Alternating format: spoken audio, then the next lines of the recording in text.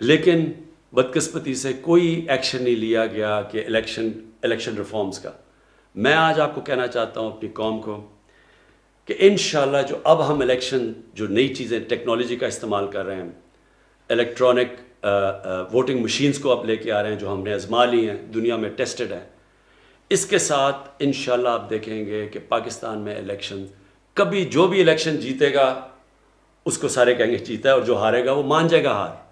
جب میں کرکٹ شروع کی تو ہم اپنے امپائر ہوتے تھے، ملک اپنے امپائر کھڑے کرتے تھے، اور جو زیادہ تر ٹیمیں ہارتی تھیں وہ کہتی تھی جی ہمیں امپائروں نے ہرا دیا. میں نے کیمپین کی نیوٹرل امپائرز کی، اور آج نیوٹرل امپائرز کی وجہ سے اور ٹیکنالوجی کی وجہ سے جو جیتتا ہے وہ سارے تسلیم کرتے ہیں وہ جیتا ہے، اور جو ہارتا ہے وہ مانتا ہے. انشاءاللہ یہی پاکستان میں ٹیکنالوجی کی وجہ سے اب اگلا یہ سسٹم ہم لے کے آ رہے ہیں. اس کے بعد 2018 میں ہماری پارٹی جیت جاتی ہے. پھر سب سے مشکل فیز شروع ہوتا ہے میری سٹرگل کا. یہ میری زندگی کا آخری اور سب سے مشکل فیز ہے. جو بھی میں نے زندگی میں سیکھا وہ اگر میں نہ اس سٹرگل سے گزرا ہوتا میں یہ 2.5 سال نہ گزار سکتا، کیونکہ کبھی بھی کسی کو ایسی حکومت نہیں ملی. ملک بینکرپٹ، سب سے بڑے خسارے اندرونی اور بیرونی، یعنی ریکارڈ خسارے. اور وہ آپ صرف جو سٹیٹسٹکس دیکھ لیں آپ کے سامنے آ جائے گا. کبھی پاکستان کو اتنا مقروض نہیں تھا. 4 گنا 10 سالوں میں پاکستان کے قرضے بڑھے، 4 گنا پچھلی 2 پارٹیز کی وجہ سے.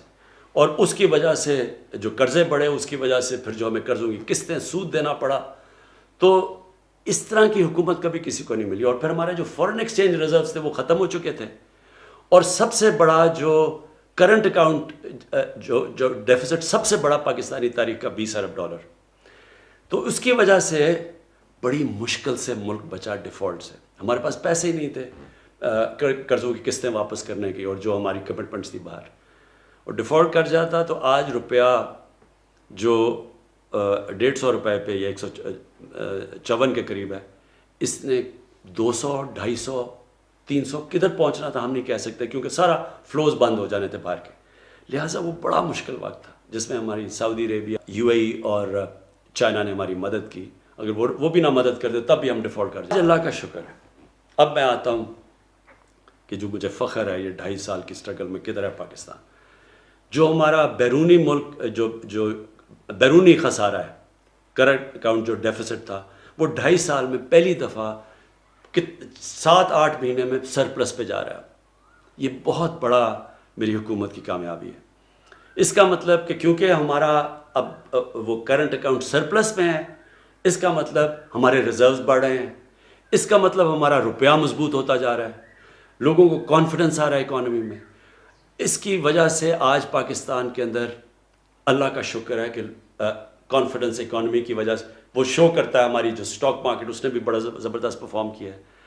اور جو ہمارے شعبے آگے بڑھ رہے ہیں تیزی سے، کنسٹرکشن سیکٹر سب سے تیزی سے آگے بڑھ رہا ہے. پاکستان کی تاریخ میں سب سے زیادہ سیمنٹ کی سیلز ہوئی ہیں. اس کا مطلب ایکٹیویٹی، بزنس ایکٹیویٹی چل پڑی ہے. اور اللہ کرے ہمیں کورونا سے یہ ہم جو تیسرا ویو ہے اس سے ہم ٹھیک طرح ہمارا ملک آپ سب ہمارے ساتھ مل کے اس کے احتیاط کر لیں. تو جس طرح ہم اب جا رہے ہیں، اب پاکستان آگے بڑھ رہا ہے. ہماری لارج سکیل مینوفیکچرنگ آگے بڑھ رہی ہے. ہماری جو گاڑیوں کی سیلز ہیں، ہماری اس وقت جو ہمارے کسان ہیں، ہمارے کسانوں کے پاس سب سے زیادہ خوشحالی آئی ہے ہمارے دور کے اندر. ان کو پہلی دفعہ ہم نے گنے کی قیمت صحیح دلوائی ہے، ریکارڈ ان کو گنے کی قیمت ملی ہے، ان کو گندم کی قیمت سب سے زیادہ ملی ہے. آج دیہات کے اندر پہلی دفعہ ہمارا کسان خوشحال ہے.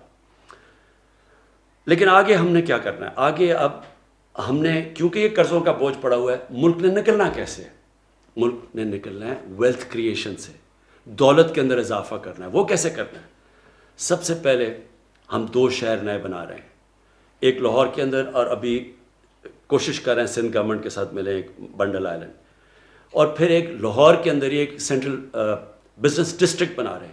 اس سب سے گورنمنٹ پیسہ خرچ کیے بغیر، private sector, public private partnership سے دولت میں اضافہ ہوگا. اربوں اربوں روپے کا اضافہ ہوگا، جس سے کنسٹرکشن انڈسٹری بھی اٹھے گی، جس سے لوگوں کو روزگار ملے گا. اور اس کے علاوہ ہم انڈسٹری کو خاص انسینٹیوز دے رہے ہیں، اسمال اور میڈیم انڈسٹری کو انسینٹیوز دے رہے ہیں تاکہ، اور یہ 50 سال کے بعد وہ انسینٹیوز دے رہے ہیں اپنی انڈسٹری کو تاکہ ہماری انڈسٹری اٹھے، دولت میں اضافہ ہو۔ پھر ہم اپنے ایگریکلچر سیکٹر کے اندر، اپنے کسانوں کے اندر، کل میں انشاءاللہ کسان کارڈ لانچ کر رہا ہوں کہ کیسے اب ہم نے اپنے کسانوں کو اٹھانا ہے، ان کی پروڈکٹیوٹی انکریز کرنی ہے، اور انشاءاللہ پورا آپ کے سامنے ایک ایگریکلچر میں، تاکہ ادھر بھی دولت میں اضافہ ہو، تاکہ ملک آگے بڑھے۔ پھر ٹورزم کے اندر اگر ہم صرف ٹورزم کو ہم صحیح طرح لگا دیں، اتنا پاکستان میں پوٹینشل ہے، اس سے ہی ہم اپنے قرضے واپس کر دیں گے۔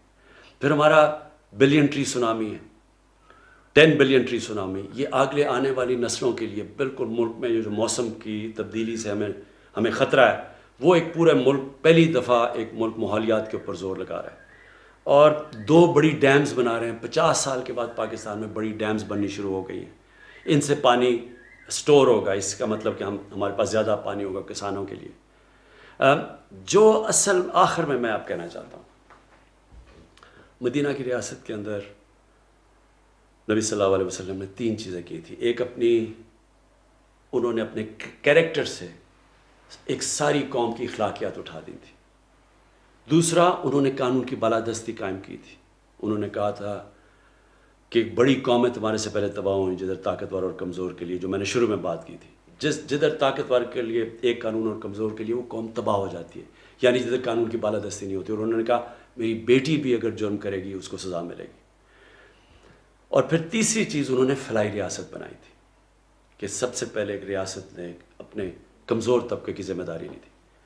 آج ہم نے فلاحی ریاست کے لیے وہ کام کیا جو کبھی کسی پاکستان کی حکومت نے نہیں کیا۔ سب سے پہلے جو مجھے فخر ہے، اپنے 2 صوبوں کے اندر ہم ہیلتھ کارڈ لے کے آئے، ہیلتھ انشورنس۔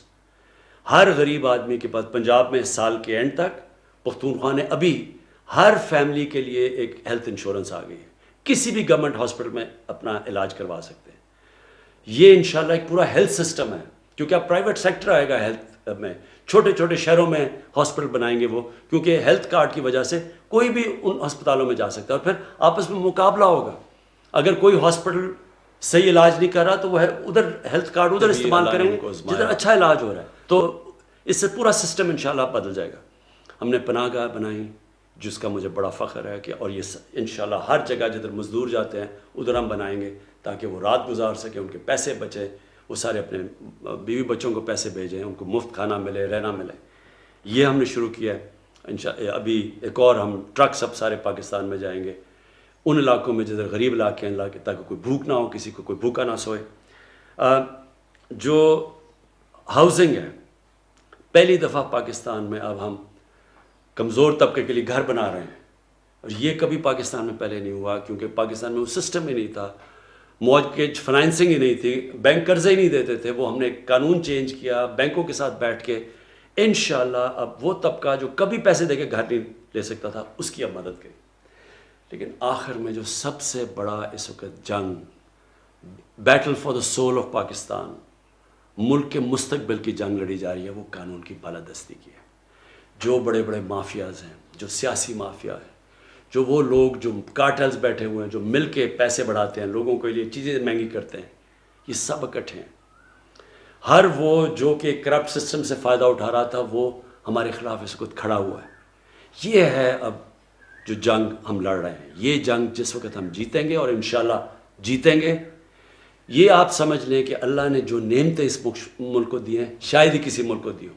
وہ نعمتیں تب، یہ ملک کی نعمتوں کا تب فائدہ اٹھائے گا جب اس ملک میں انصاف ہوگا۔ خوشحالی ملک میں تب آتی ہے جس ملک میں انصاف ہوتا ہے۔ آپ دنیا کے نقشہ دیکھ لیں، جو سب سے خوشحال ملک ہیں ادھر سب سے زیادہ قانون کی بالادستی ہے، جو سب سے غریب ملک ہیں ادھر قانون نہیں ہے، انصاف نہیں ہے۔ اور جب مدینہ کی ریاست میں سب سے پہلے قانون کی بالادستی آئی تھی، پھر خوشحالی آئی تھی، اور انشاءاللہ وہی پاکستان میں ہوگا۔ پاکستان زندہ باد۔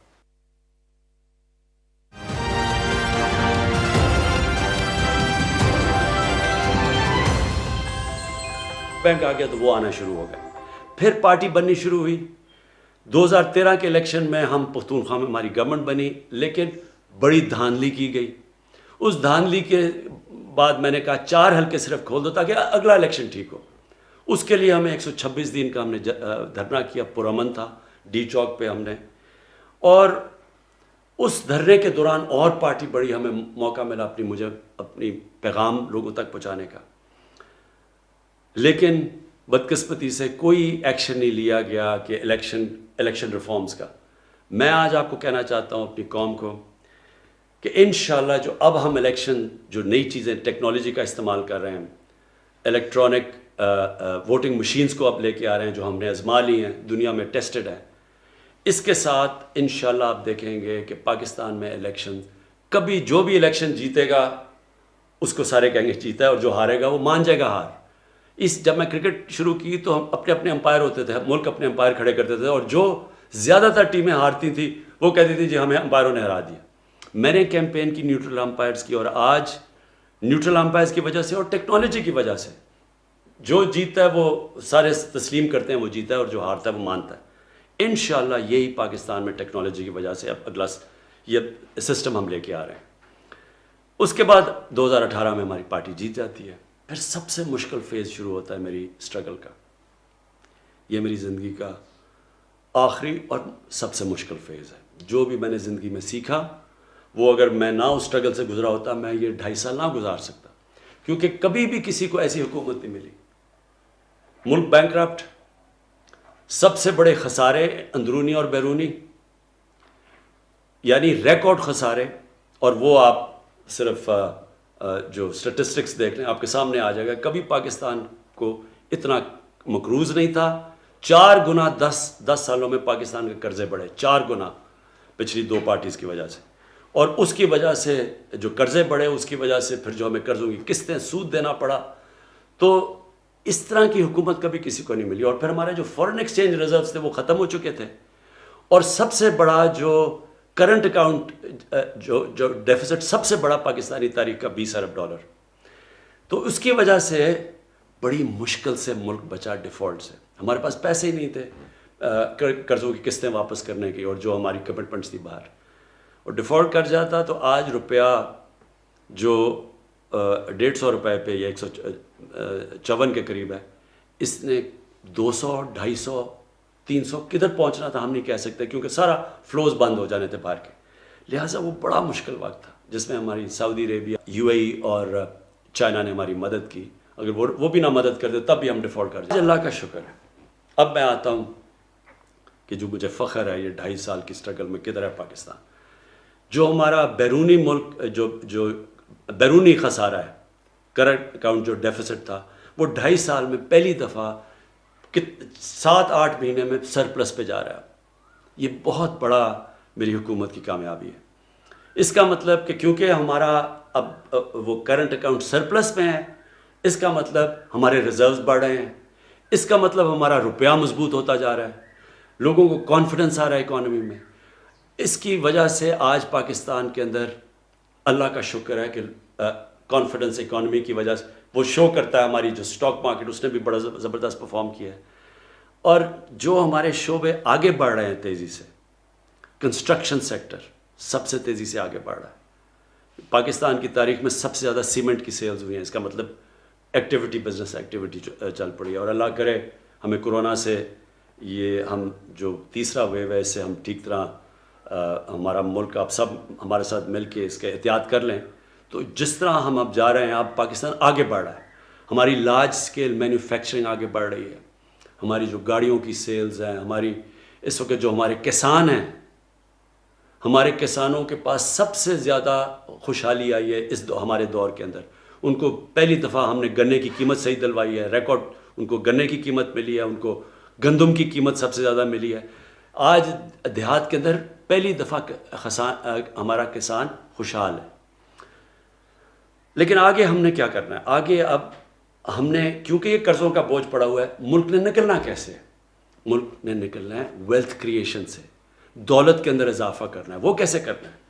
سب سے پہلے ہم 2 شہر نئے بنا رہے ہیں، ایک لاہور کے اندر، اور ابھی کوشش کر رہے ہیں سندھ گورنمنٹ کے ساتھ ملے ایک بنڈل آئلینڈ، اور پھر ایک لاہور کے اندر ہی ایک سینٹرل بزنس ڈسٹرکٹ بنا رہے ہیں۔ اس سب سے گورنمنٹ پیسہ خرچ کیے بغیر، private sector, public private partnership سے دولت میں اضافہ ہوگا، اربوں اربوں روپے کا اضافہ ہوگا، جس سے کنسٹرکشن انڈسٹری بھی اٹھے گی، جس سے لوگوں کو روزگار ملے گا۔